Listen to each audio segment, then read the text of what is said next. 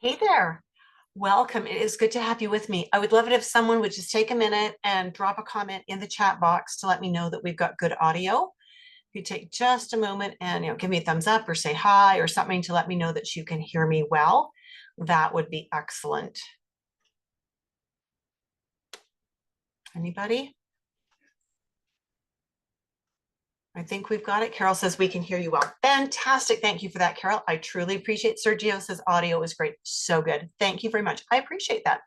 For anyone who watches this on the replay, just remember to take a moment. I'm asking you to do me a favor. Really, I am. And that is to drop a comment, like the video, and subscribe to my channel.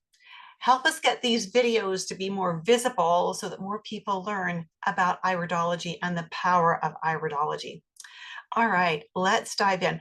I want to know first, what is your background in iridology and sclerology? So if you just drop a comment in the chat box for me, and if you've got iridology, put iridology. If you've got iridology and sclerology, put them both, and you can put iris and sclera if you don't want to spell the whole words out. If you don't have any of that yet, just let me know none, okay, so that I know how I need to tweak this presentation on the fly in order to make it work well for you. So of course, Carol has iris and sclera. She's a graduate of my course, which is lovely. She's got it all. So the rest of you, what do you have? Any background at all, even in iridology, because that will be helpful too. Anything? Okay, let's keep moving. All right, so the URL that you see on the screen is a URL that you are going to want to make a note of. I don't have it where I can copy and paste it right now, but you're going to want to make a note of it in case you want to chat with me privately about the dynamic iridology course when we're finished today. So as we are looking for ways to assess our clients, and I guess that's another question I should ask you before I before I make my statement, and that is, are you currently working with clients? Do you work in an industry where you are working with clients regarding their health? If you are, give me clients in the chat box so that that'll, again, help me to wrap the concepts around in a way that's more meaningful. Carol is working with clients. Fantastic, Carol. That makes me so happy. So happy to know that you're using what you've learned. So happy. Anybody else? Anybody else seeing clients at all to do massage or herbology or nutrition or just anything, aromatherapy, homeopathy, physical therapy? Do you do any of those things with clients? That'll help me to understand what direction I need to take in this presentation.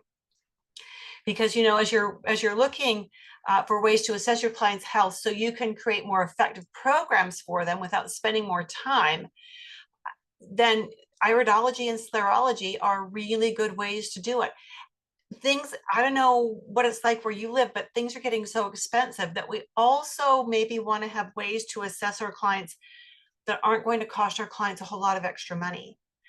I know, I like to see lab tests for my clients. I can't requisition labs, so they have to go back to their doctor to get them. And fortunately, where we live, most lab tests are included in our socialized medicine program, which is good. But there are some tests that are not. Like, you can't even get an ABO test here anymore. You can't get your vitamin D tested. There's certain tests that can't be done. And so you have to go to an alternative lab and pay out of pocket. If you live in the US, you've got the freestanding labs, like Alta Labs is one of them, where you can pay out of pocket. And again, depending on what you're testing for, it could be $27 or it could be $700 to get all of the tests done that you want to have done. Sometimes that's a problem for our clients. Sometimes they just don't have that kind of money.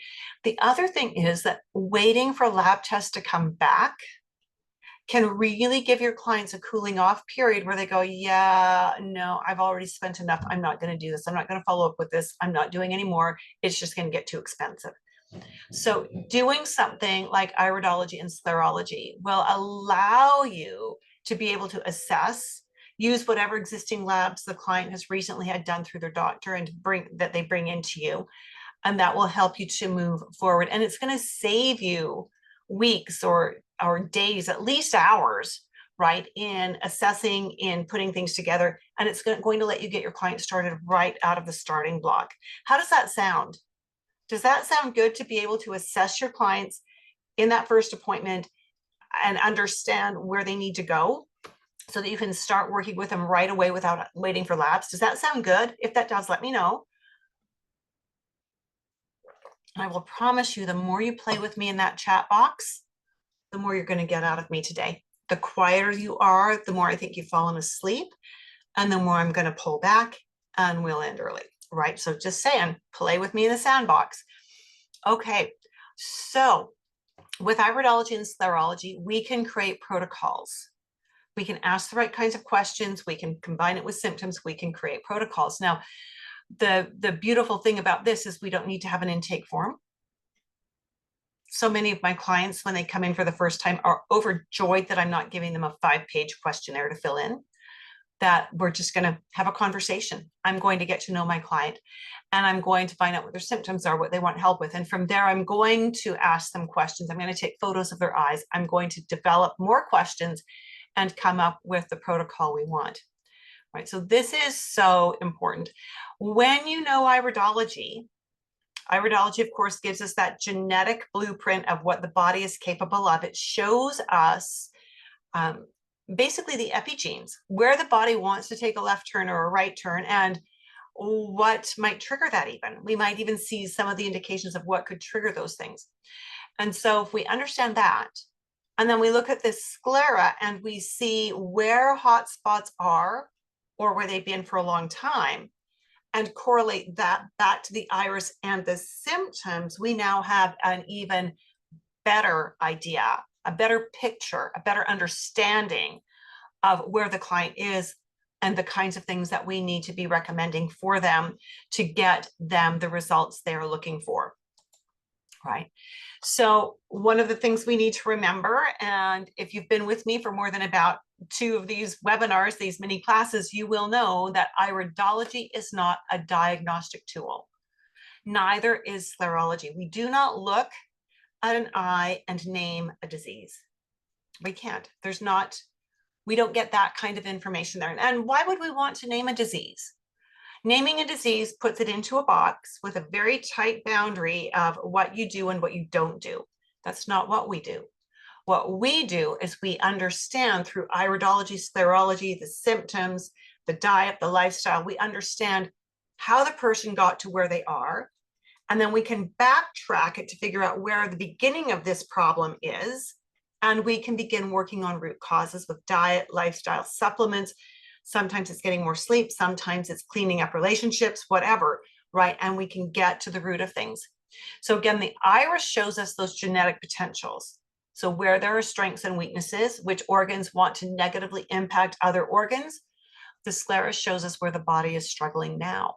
And depending on what we are looking at in the sclera can tell us if they've been struggling for a long time, or if it's fairly new and maybe even subclinical, maybe not even showing up as a symptom yet. How's that sounding? Would you like to be able to help guide your clients even before they have a problem, to help them avoid a clinical problem, like avert that thing completely? How does that sound? So again, we want to make sure that with all of this, that we have at least 2 indicators pointing to any problem before we call it a problem. Okay, that's a really important thing. And the indicator could be an iris marker, it could be an iris marker and a symptom, it could be iris sclera symptom, right? There's a lot of things we can combine to say, okay, this is where we want to start. One of the indicators almost always needs to be from the sclera, because again, the sclera shows us what's going on right now. Of course, you're not going to learn everything you need to know about sclerology in a mini class, but we're going to dip your toe in. I'm going to teach you a couple of markers that you can actually start using right away. And hopefully you've got iridology training already. And if you don't, we need to talk. Or you've got nutrition training, or you've got supplement training. You've got some kind of training that's going to help you dive in. You know, truly, when we dovetail iridology for the genetic potentials and sclerology for where the issues are right now, and combine that all with symptoms, we do get a clear picture of what to work on and in which order, right? I really have a strong opinion about practitioners who just throw everything, including the kitchen sink, at their client. I had a mom bring in a little 2.5-year-old boy who was covered in eczema. And I saw them once and I came up with a game plan. And then she sent me an email saying she'd found this person online, I'm not going to name him, who does an online analysis from the photos you send in. And I know this fellow's way of working. His programs run about $1,000 and everybody gets everything. And of course, everyone's going to see some benefit for doing everything. But because it's not targeted, you don't know how it's really working. Yeah, Carol says that is crazy. That is crazy. I'm thinking this little 3-year-old is going to get the exact same formulations that an adult would get. And he's going to get maybe dosages regulated by his weight, but it is still going to be such a complex program. And I know because I've had clients bring these programs in and say, what do I do with this? Because once you purchase the product, there's no support, right? And so what we do is I teach you how to look at the individual, look at what's going on with their eyes, their symptoms, their lifestyle, and all of that, and pull it together into one pile. So you can decide, well, this is what we need to work on first. This is what we need to work on second. This is what we need to work on third, right? And the eyes will help you understand that. That avoids massive programs. It avoids knocking someone to the floor, literally, by throwing them into such an intense cleanse that they can't function. It's slower, it's gentler, and it's methodical. So we want to make sure that that is how we're working, in my opinion. Now, you might have a different opinion, and that's perfectly fine. That's how I teach my students to do things. I also want to help you integrate whatever you learn from me with whatever you already know. And that's something that we really spend a lot of time in the actual course. So let's see where we're going from here. Now, I do want to know, how many of you have a college level anatomy and physiology class under your belt already? Just give me A and P, or A plus P, in the chat box, because I need to know where we're at in order to know how deep we can go. So I know Carol's got A and P because she's done my course. Sergio's got A and P. Okay. All right. All right, then I think we're going to go a little bit on the deep side. If you don't have A and P, you might get lost, and you didn't say you don't have it, so I can't help you there. When we do an assessment, of course, we're looking at the iris. So we're looking at the colored part of the eye. We are looking at the pupil. We look at the pupil size and shape. Does it have flat sides? Is it completely round? What does the edge of that inner edge of the iris that's up against the pupil, what does it look like? Lots of information there. And we look at the white of the eye, or the sclera, as well. Each of these different things, each of these different areas, gives us a different type of information that we can pull together and integrate together so that we have a deeper understanding. So remember, the iris is primarily inherent. It's what has been passed down from the last 3 or 4 generations.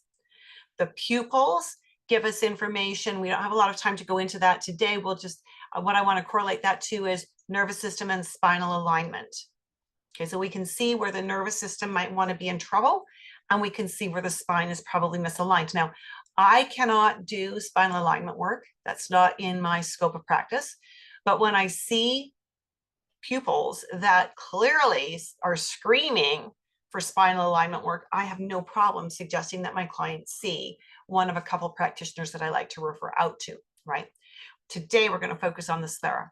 The sclera is dynamic. So the iris being inherent doesn't change in response to what we do. It changes based on epigenetic cues. Okay, but it doesn't change based on what we do. So we're not going to put this person on a fast or cleanse and get rid of all of this white clouding. That is genetic. That's been passed down. It's like your fingerprint. It's been passed down. The sclera, however, is very reactive, very reactive. It's very dynamic.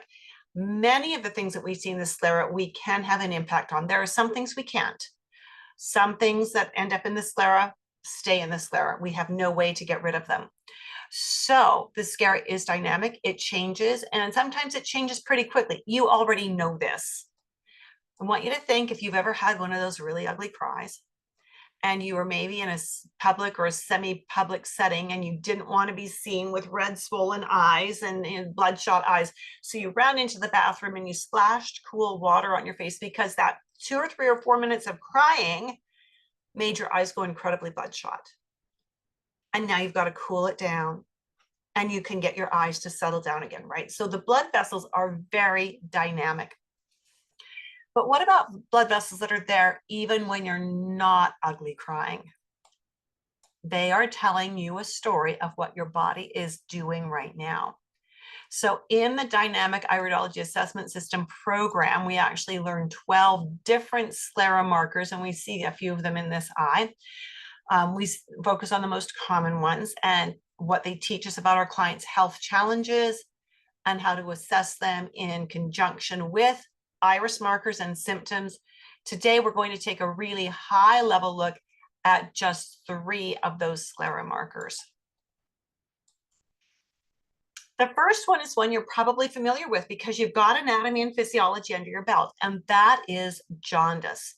Now, jaundice is something that the medical personnel watch for, right? Depending on your device screen, this can sometimes be a little hard to see.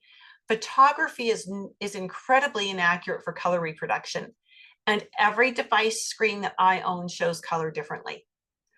I can put this image on one screen, it looks like, oh my goodness, that is so jaundice, and on the next one, it's a little bit jaundice, but not bad, right? And so jaundice means that we are seeing yellow patches in the iris, or sometimes in the sclera rather.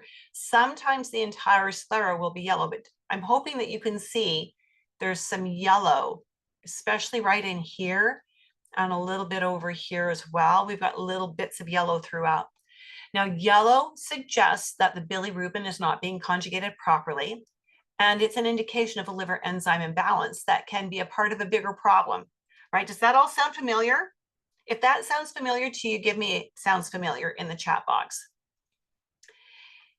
Okay, I'm going to wait for someone to answer it sounds familiar. That jaundice is the result of the liver not conjugating bilirubin properly.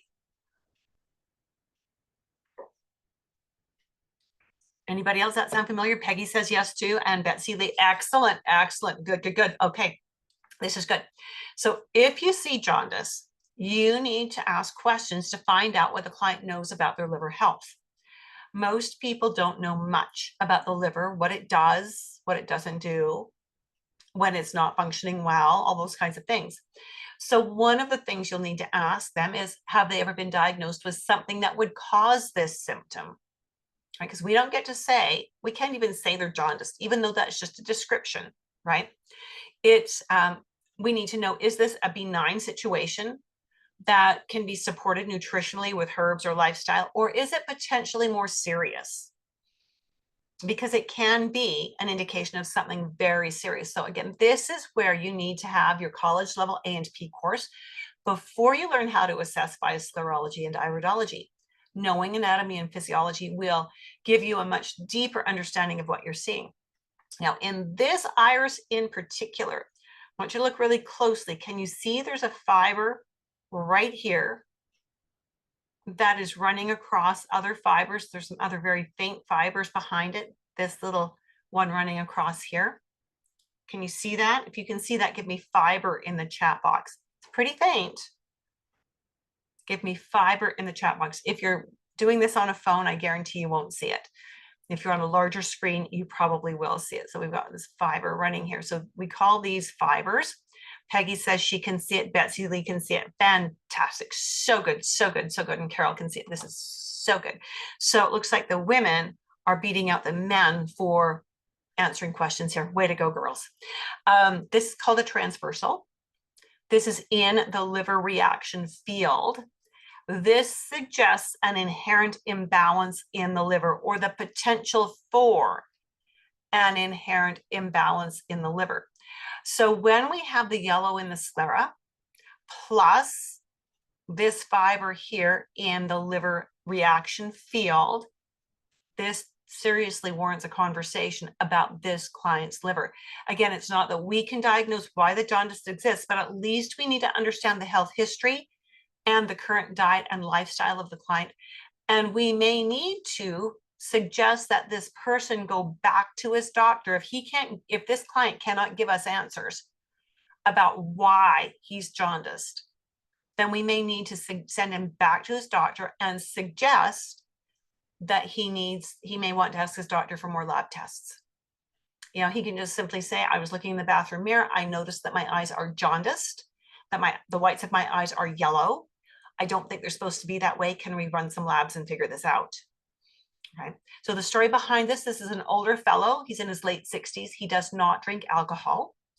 He takes a lot of supplements. He's not on any meds, but he has worked a lot in the oil patch with some very toxic chemicals. He's worked for many years in the oil patch and still works in the oil patch to this day, even at his age. Now, that won't change his iris, but it will change something or some things in his sclera if his liver can't handle all that toxicity. So in this case, his liver is clearly not happy. Genetically, it has the potential to be unhappy. This is telling us it is unhappy. And likely it's because of that chemical burden from all the toxins he's been exposed to in the workplace. If his concern was that he had noticed his eyeballs becoming yellow, we can give dietary advice and suggest that he spend some time in the sunshine, as well as we need to suggest that he goes to his doctor and gets some labs done, because we need to understand what this is, and so does he, right? We need to know that, he needs to know that, because we need to know what we're working with. This can be as serious as pancreatic cancer or liver cancer, or it can be as harmless as he's a late bloomer with something like Gilbert's syndrome, which is very innocuous, but it will always lead to jaundice, right? So we need these answers. But in the meantime, we can make some recommendations to him. Like get some time in the sunshine. That helps the liver. We don't know how, but it helps the liver conjugate the bilirubin, right? We can suggest that he add various herbs into even his eating style, culinary herbs that will help and support the liver. Until the medical results are back, we need to encourage him to drink enough purified water every day, to get some sunshine, because that does help with that liver, and to get enough sleep, and to not skip meals. Those are all really important factors in supporting the liver and supporting the conjugation of the bilirubin. Now notice here that we also have some gray clouding. How many of you noticed this gray shadow right here? If you did, give me shadow in the chat box.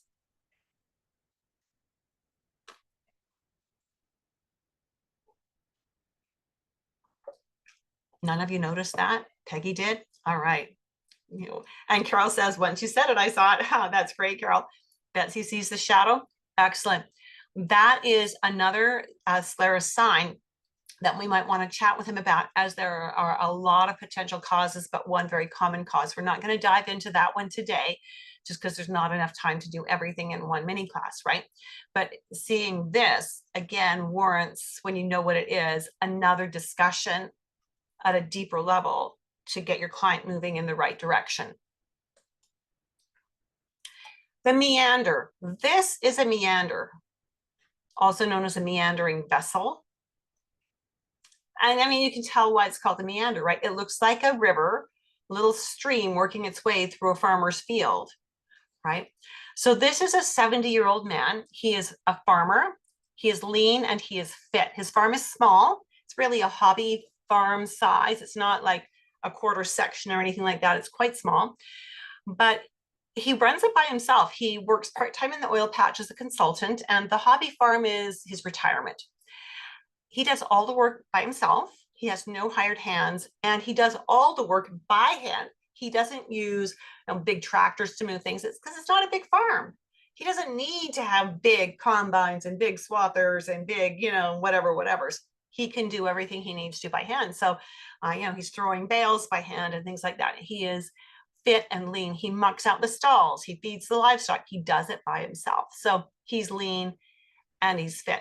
So I had to ask him when he came in. He came in because he was on my mailing list. I'd met him at a Kiwanis Club meeting, and I sent out an invitation to everyone on my mailing list when I got a new Iridology camera. And I said, hey, if you want to come in for a 30-minute free appointment, in exchange for me taking photos of your eyes and being able to use your photos and your story in my teaching, then I will give you this free little session. I will focus on whatever you think is your main problem. We'll look at 3 markers that correlate to that, and I'll give you 3 recommendations of things you can do about it. So that was why he came in. He was just curious. He just wanted to see what I would say and how this worked. He didn't have any known health issues. He was on no medications. So I simply looked at his irides and looked for inherent indicators. And I looked at his sclera for the dynamic indicators to guide the questions that I wanted to pursue with him. I also checked his pupil size and shape for a deeper understanding. So this is the frontal view of his eye. This is the side view that's showing us all of these meanders in here. So in our conversation, his history, we gathered his health history, his diet, his lifestyle, and we need the background information for context. We don't just look at an eye and say, you have this problem, because remember, this iris is genetic. If this person maybe figured out when they were 15 that if they eat these certain foods, they don't feel well, they're avoiding those foods because those foods don't work for them.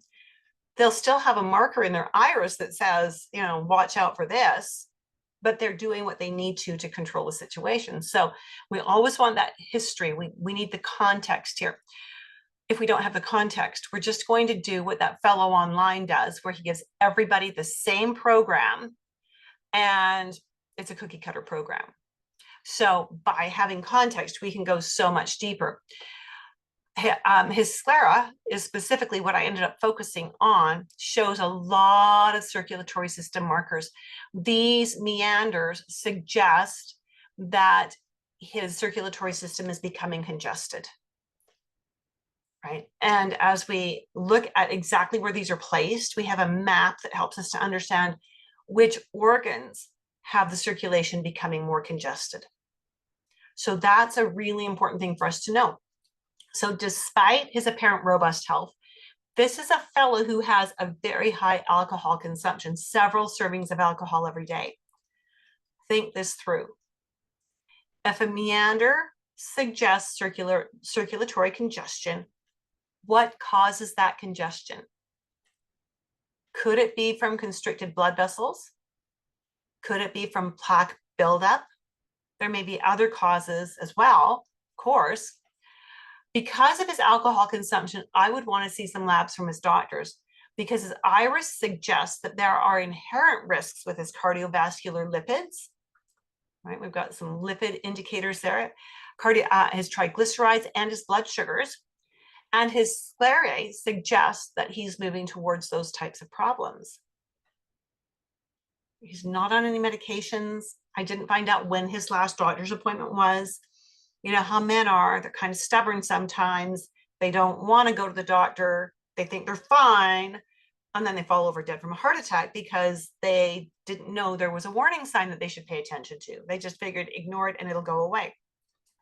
So while we're waiting for him to get his to his doctor and to get the test done and to get the results, which could take a month or 6 weeks where we live, like don't get really critically ill, because it's going to take time to work through the system, right? We can start with dietary suggestions. Now, the problem is to look at this fellow being lean and toned. You might not think he could be at risk for cardio issues or blood sugar issues, but his eyes are telling us a very different story. And when you understand the iris, the cornea, yeah, we do a cornea marker in dynamic iridology as well, and the sclera markers and how they work together, it's not that one marker equals one problem. It's that connecting the markers helps us understand his risks and how to address them. Notice I have not said he has a disease. That's really important. I said his irides show inherent risks and his sclera show us something is brewing. So when I'm looking at this and this, I am thinking circulatory for him, right?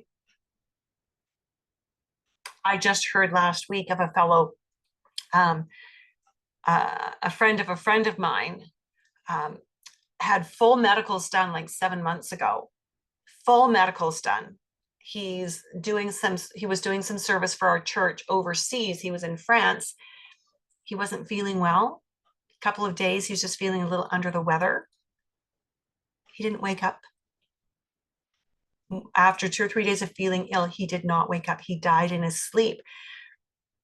If I could have seen his eyes, if he was from this area, and if I could have looked at his eyes 7 months ago, I might have seen something different than what the doctors came up with, because they gave him a clean bill of health, which is why he went to France, right? Very scary. And I mean, it happens, right? We hear that. It happens. These are the eyes of a woman in her late 30s. She came in wanting help with allergies and depression. Both of those can have many physiological root causes. Her eyes are what we consider to be lymphatic, which is her primary constitution. So that means there's a blue base to them, but there are many other colors on top of that base. We've got lots of little orange freckles and rusty looking freckles and some yellow washes and some orange washes. She's also got these yellowish blobs on either side. So in this frontal picture here, this blob is this one, and this blob is this one, right? These are called pinguicula, and these suggest that she's had issues processing proteins and fats and calcium for some time. She's in her late 30s. She's very physically fit. She's a personal trainer. She does triathlon, half Ironman and full Ironman. She's a competitive cyclist. I mean, she's fit, right? She's fit. Her liver's not happy with her. Hasn't been for some time. Now, these pinguicula will never dissolve. Once they have built up on the surface of the eyeball, they are there unless they are surgically removed, and then there's a very high risk of them growing back. It's interesting as well that these irides themselves show a very strong predisposition towards liver imbalances. So, and traditional Chinese medicine says depression comes from the liver, right? Are you seeing connections here? Carol's asking, what would I have recommended for the previous client? Just let me, okay, this guy. Yeah, things he didn't want to hear. Told him he needed to cut back on the alcohol, like keep it down to 2 drinks a week. Was not going to fly. Told him to increase his leafy greens. He said he'd think about it. That was where I would start with him. Again, 70 years old, no medications, thinks he has no health problems whatsoever. He's not going to be in a mind frame to make changes, right? And that's the sad part, is he, like some men, I'm invincible. I'm fine. I'm nothing wrong with me. My dad used to say that even when he was on like 7 medications and had heart attacks, and I'm invincible. I'm fine. I don't need that. It's like, oh, for Pete's sake. Okay, so I'm back to this client. Again, these aren't going to dissolve. They're there for good. We've got iris markers and sclera markers here, all pointing to the liver. So we're going to recommend liver work. That can include diet. Lots of dietary things you can do to support the liver. That can include herbal things. Absolutely. Lifestyle supports, emotional work. She was in a situation, she's an only child, and her mother was elderly and starting to have memory issues. And so this client kept her home, but moved out to move in with her mom to take care of her mom. It was not going well. It was not going well at all. Mom really needed to be in a care facility rather than having daughter take care of her. So I would actually do a little bit of each of those categories of recommendations. I would start with one dietary change. Get her to eat more leafy greens every day. That's great for the liver. I would do a herbal suggestion. I would probably recommend a herbal formula from my favorite herb company. She's physically active, so I would probably encourage her to make sure she gets enough rest. For every hour of hard physical activity, you need an extra 15 minutes of sleep at night. How many people do you know that don't even get 7 to 8 hours a night? They're running on 6.5, but they're working out. They get up at 4:30 to go to the gym. They need more sleep, right? I would also encourage her to work on her emotional health, maybe get some counseling. I would possibly do some aromatherapy or some flower essences with her as well in order to help facilitate whatever work she would do with a professional counselor. So iridology and sclerology both work together to help us understand what the imbalance is and how to work with it. That takes training, it takes practice, it takes feedback while you're learning it. It takes being mentored to get to where you can actually do this at a clinical level. That's exactly why I teach dynamic iridology the way I do. An encapsulation. When we see a blood vessel that is curling around like this fish hook, or that has curled around completely and has created a complete little loop there, this suggests that there may be an infection or a pocket of toxins that the body is trying to sequester until it can deal with it. So this is trying to sequester. This is it has sequestered. Okay, each of these configurations gives us slightly different information. These pockets can be so small that the client may not be aware of the problem, or they can be as obvious as a swollen gland, a cyst, or an abscess. The fishhook we see in the image on the right of your screen suggests a history of kidney infection that may not be entirely resolved. So you want to ask the client questions to gain clarity and then make recommendations as appropriate. So Carol is asking, is it affecting the area that it is found in? Yes. Yes. Yeah, so it's a pretty simple correlation on this one. When we see these, again, we need to ask questions about health history to understand what's going on. Only then can we make appropriate recommendations. We never diagnose. Depending on your training, you might be able to requisition lab tests, or you might be able to suggest to your client that they work with their medical caregiver to secure specific tests that can add depth and clarity to your assessment. Is this making sense? How sclerology gives us information about the here and the now. Iridology gives us information about the genetic potentials, the inherent potentials. And when we put them together, we get a clear picture of what's going on, and especially what questions we need to ask. If this is making sense, give me a makes sense in the comments box. Martha is saying, yes, it makes sense. Thank you, Martha. So good. It's good to see you, Martha. All righty. So we've got some more eyes to look at as well, but I just wanted to share some things that my students have said. And Betsy's saying makes sense, and Peggy is saying it makes sense. So good. So good. So Angela Hodges says, what a fantastic course with a fantastic teacher that actually cares about your success. I'm so happy that I found her. I'm a registered dental hygienist, have been for 20 years, but I've been studying naturopathic and homeopathic modalities on the side to help my own family. Now I want to open my own business using iridology to help others be healthier. I've already signed up with Judith for her next class. So she did dynamic iridology, and then she started taking my advanced classes as well. Love that. So I can brush up on the body systems and learn herbology along with it. Very cool. So again, these are the mini classes are really just to dip your toes in and to expose you to what you could have, what you might want to look for, right? Just in case you're new to me, some of you I think might be. These are my creds. I am a level 3 certified iridologist and iridology instructor through IPA. IPA has just started issuing badges. I've been a certified instructor for many years. Level 3 was introduced, I want to say in 2020. I was one of the first 3 to get certified as a level 3 instructor. There are only 10 of us in the world right now. So that's pretty cool to have that little badge. I've been in holistic healing for 45 years. I don't know if that's older than some of you. It's beginning to sound like it's a really long time that I've been in this, which is true. It's a long time. And I started because I had health problems that the medical world wasn't solving. Over all of those years, I have become a master herbalist and a natural nutrition clinical practitioner. And thank you, Carol. She is saying, I would need to agree with Angela. Judith is the best. Thank you, Carol. I appreciate that.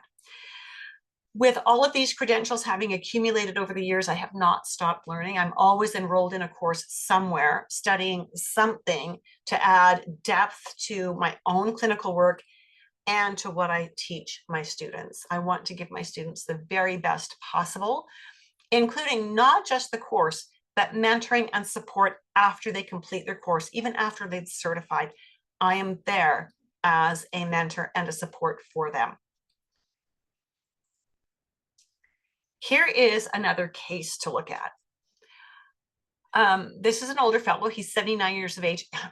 He is so fun to work with. He's got a sense of humor, and he and I kind of tease each other. We poke fun at each other.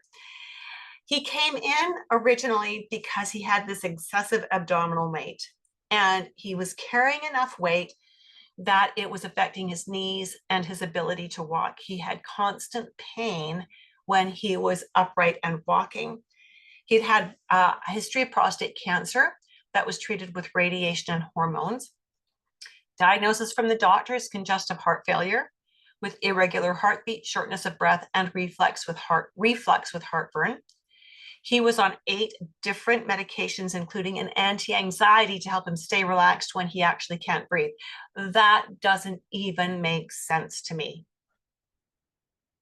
He can't breathe and we're just settling his anxiety. Why aren't we doing something about the breathing? Well, he's got a medication for that, but it's clearly not working well. He had an irregular, he also had hiatal hernia, was not diagnosed by his doctor, but I've referred him to an osteopath to get assessed for this. All of his symptoms and everything I see in his eyes suggests that he is insulin resistant, that he has excess uric acid, that he's not over acid for that reflux, but that he's probably under acid. Hopefully you understand why a low acid stomach can cause reflux as well. He's got the gray patches. He's got a pinguecula, and he's got fermentation signs. This all adds up to insulin resistance, which had not been diagnosed, and excess uric acid, right? He also has this pigment right here. It's sitting in a liver reaction field, and it is a liver color pigment, which suggests that the liver doesn't want to do its job. And of course, liver is responsible for taking carbohydrates and managing them. Is it going to send those carbs into a good pathway where it's burning them for energy, it's preparing them to be burned for energy, or is it going to send them into triglycerides and cholesterol, or is it just going to let them ferment? Right? Any of those. And with what we see in his eyes, it's sending a lot of them to fermenting, sending a lot of them through to triglycerides and high cholesterol. And that's all compounding to cause problems. So he's got dirty yellow, slight dirty yellow throughout his irides, which suggests kidneys likely inherently are unhappy and want to be unhappy.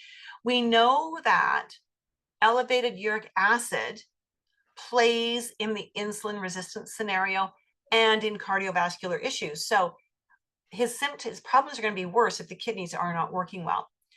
So I suggested he go see his doctor and get a bunch of labs. And I gave him a list of labs that I wanted to see. And the doctor was happy to run these because with this fellow, they were appropriate tests. His hemoglobin A1C came back at 7.7. That should be under 5.7. Absolutely diabetic.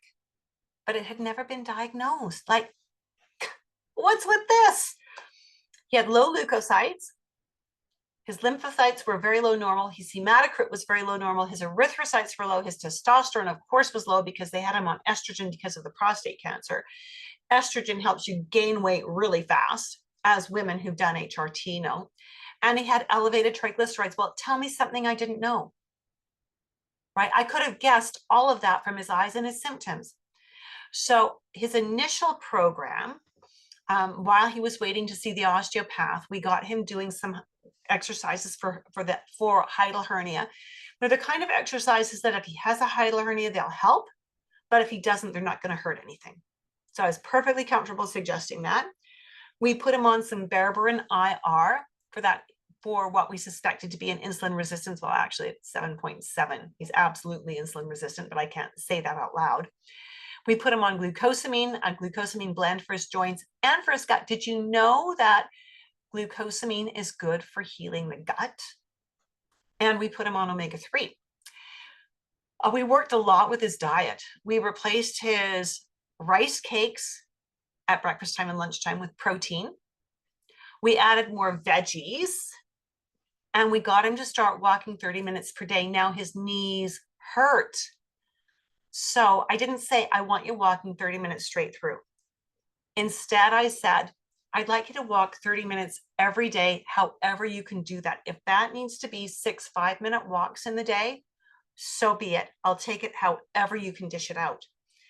And I'll tell you what happened with that in a few minutes. I also suggested that he sleep on a wedge pillow, that he get one of those pillows where it would put him on an incline so that he could have his head up. He had breathing issues. Breathing is always harder when you're laying down. So I suggested going onto a wedge. When I saw him 4 weeks later, and I saw him many times, but when I saw him 4 weeks later, a couple of things. He said, I would never have believed that I would have been eating eggs and vegetables for breakfast every day and liking it, because I really like my rice cakes with my marmalade. He said, but I really like the eggs with the veggies. That's great. Yes, we win. He said, I've worked my way up. I am walking 30 minutes straight through and my joints don't hurt. Huh. Isn't that fantastic? He said, I'm sleeping on that incline pillow. I'm sleeping better than I've slept in years because I can breathe all night. Fantastic. And he said, I haven't lost a pound, but I'm wearing pants I haven't worn in about 5 years. I'm losing inches. Yes, that is so good. Sergio, we don't have time to go into the gray shadow. I'm sorry. I wish we did. That's actually in the level 3 iridology course. That's not even just in dynamic iridology. It's one level up from that, because it is an advanced concept. So like I said, introduction, short mini class tonight, right? Sorry about that, Sergio. You know, some health professionals want to learn iridology just because they do. And that's fabulous. It's so interesting to learn iridology. It's become, you know, over the last 25 years, it's become my life's work, my life's study is to study iridology, to teach iridology, to learn more and more and more. And after they learn it, they find that it helps them in so many other ways with their clinics. It helps them assess their clients more quickly, more accurately, and it helps them to build better and faster rapport. I mean, think about it. Your client says, I have this problem. You gather a basic history, you look at their eyes, take photos if you can, and then you start asking them questions that connect their symptoms to their eyes. You're not asking them some random shotgun pattern questions. You're asking them questions about them, specifically about them. That is an excellent way to build rapport very quickly. Being able to understand a client on a deep level so I can create a program on the spot that will start getting results really quickly is why I do iridology the way I do. It's why I teach dynamic iridology the way I do.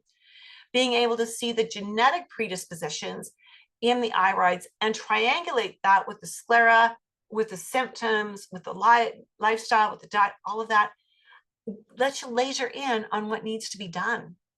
And it gives you perspective that allows you to create the programs that are doable and not overwhelming for your clients. In fact, you'll find that when you do iridology the way I teach it, you don't need an intake form. You do need a release form. You always need them to sign off saying that they know you're not a medical doctor, that you don't diagnose, you don't prescribe.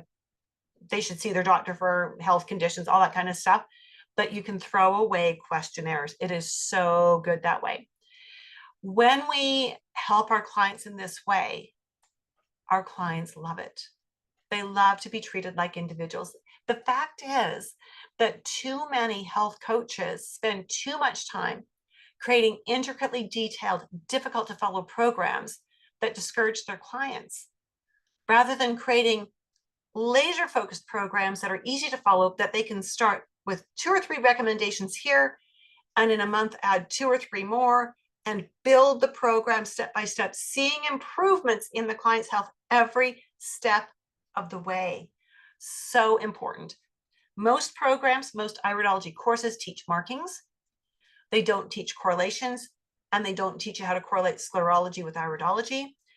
They don't teach you how to integrate what you already know about herbology or nutrition in with the iridology. They teach you iridology. And you have to figure out how everything integrates inside iridology and how to integrate everything you already know. Most programs don't include mentoring. They don't include practice for the teacher to assess you to make sure that you're getting this all spot on. The end result is that students in those programs graduate not feeling confident or competent in what they thought they were supposed to learn. Instead, I do all of that. We try to get you integrating what you're learning.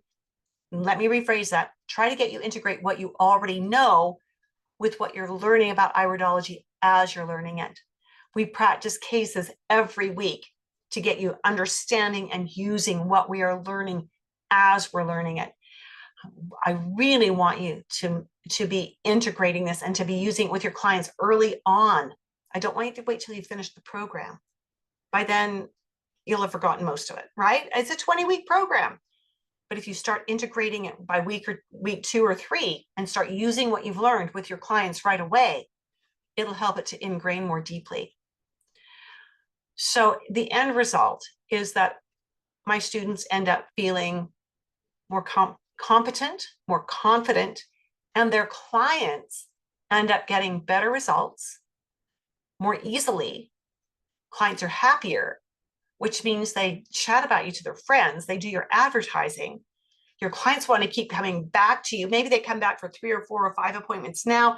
Then they're feeling great. They disappear for a few years. Then they start, things shift. They get older. Something starts to fall apart. They come back because you did such a good job the first time. You work with them a few more times. They're feeling great. They disappear, and they keep this ebb and flow happening. It is so amazing. And the beautiful thing here is you're creating your protocols in your client appointments. You're not doing it outside of your appointments. So if being able to assess your clients quickly and accurately, if being able to craft your recommendations during your client sessions, if creating better and faster rapport, and if getting rid of lengthy time-sucking questionnaires sounds good, and if increased confidence is what you want, then here's what a few of my other students have said. Karen Cho, I just returned from she's a CNHP, and she's also a holistic ND. I just returned from a regenerative detox course where iridology is implemented. I spread the word about what a wonderful teacher you are.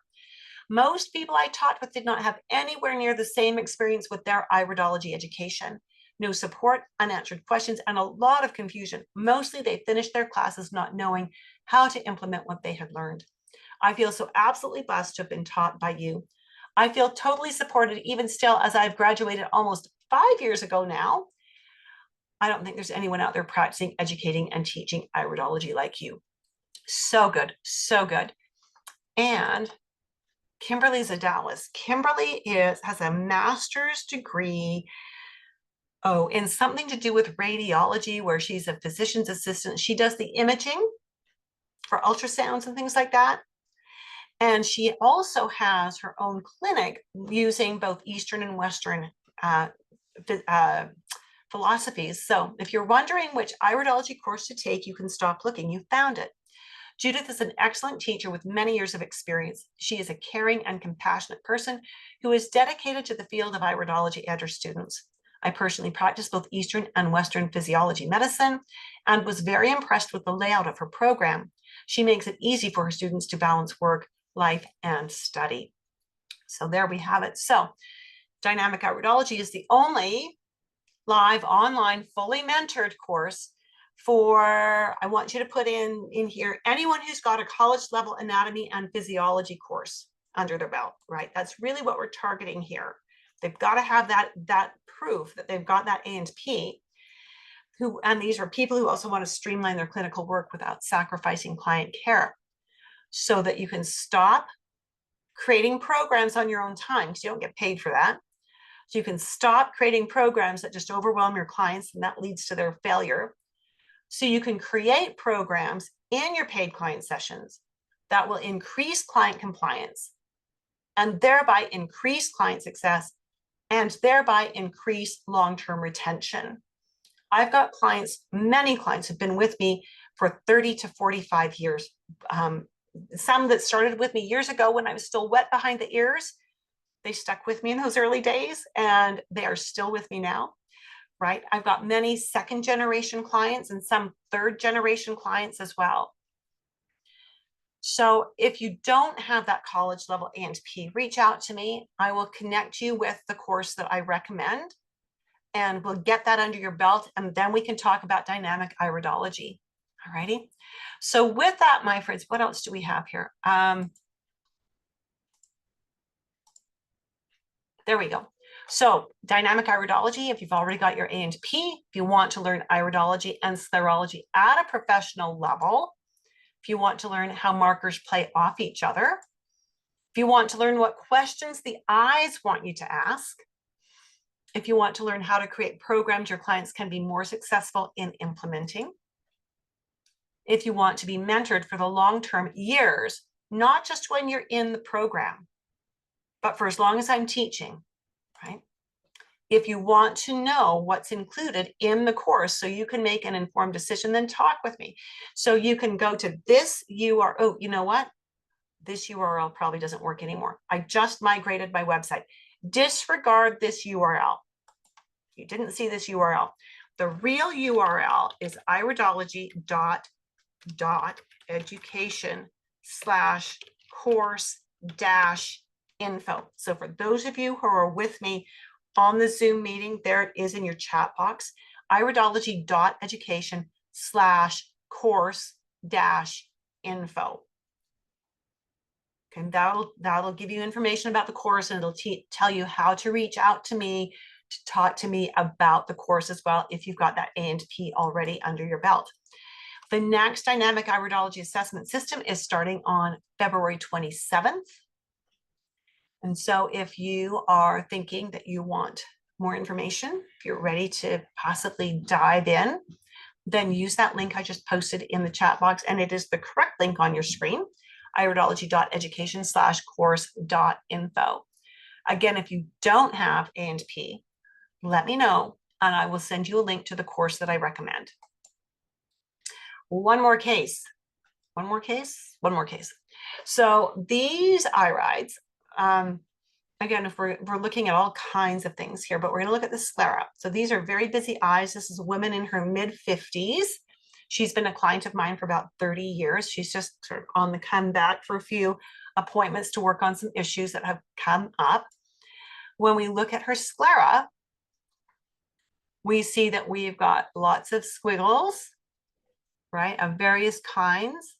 We've got some of these little things in here. And here we've got this. Now I'm going to pop back, and we've got a little bit of a pinguiculus starting here and here. I want to come back a few to here. These images right up front suggest that not only is she creative, but she has a strong predisposition towards hormonal imbalances, which can include reproductive hormones, thyroid hormones, blood sugar issues, any of the hormones, anti-inflammatories, you name it, it can be any or all of those. She's got this in her eye, which can be circulatory, or it can be blood sugars, or it can be both. And she's got lots of indications in here that her liver wants to be running the show and messing things up. Okay. So when we got to this place in taking her eye photos, I knew her well. I knew I could be kind of direct with her, or very direct, as the case may be. And I said to her, because her primary concern in coming in this time was she'd put on about 30 pounds and she wanted to take it off. And I said to her, as I looked at this and I looked at the structure of her irides, I said, you are headed straight for type 2 diabetes if you're not already there. And I could be very forward with her with that. I've known her well. She's not going to, report me to the police or whatever. And she started to cry. And I said, tell me what's going on. What are you feeling? What can I help you with? And she said, my dad has diabetes. I promised my kids, she's got 2 adult sons who are, they're young adult sons. I promised my boys I would never do that to them. And now I'm doing it. And I said, you're headed for it. And go get your hemoglobin A1C checked and we'll tell you if you're there or not. But the fact is, you can reverse this. We can fix your diet. You get control of your eating habits. You get some daily physical activity. You can totally reverse this. I've done it with so many clients that were absolutely diagnosed medically type 2 diabetic. And, after a good year of doing all the right work, we get them off their oral insulins, we get them off the blood pressure meds, we get them off the cholesterol meds, right? And as long as they keep the lifestyle that we've taught them, they don't have to go back to those meds. They can retain their health. So she is working very hard right now on getting control of her diet and her lifestyle. It's hard work. It's very hard work, but it can be done. So again, just inviting you, if you've got that A and P under your belt, and if you want to learn iridology and sclerology, we do 2 full modules of sclerology in the dynamic iridology course. If you want to learn those at a professional level and have long-term mentoring, use the link that I've put in the chat box that you see on the screen. Let's have a conversation. Let's talk about what it takes, and let's get you enrolled. So with that, my friends, Happy New Year, by the way. And I'm looking forward to speaking with you. Carol says, this was great as usual. I always learn something new. You truly are the best. Thank you. Thank you, Carol. That's so kind. Thank you. I really appreciate that. That is what I strive for, is to make sure that my students can honestly say that they believe they've received the best information. And Carol knows, Carol's been with me for a while, so she's seen a lot in lots of places. Peggy Ann says, thank you for your time and your knowledge. You're welcome, Peggy Ann. I hope to see you again.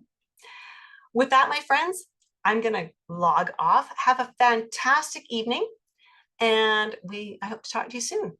Take good care. Bye for now.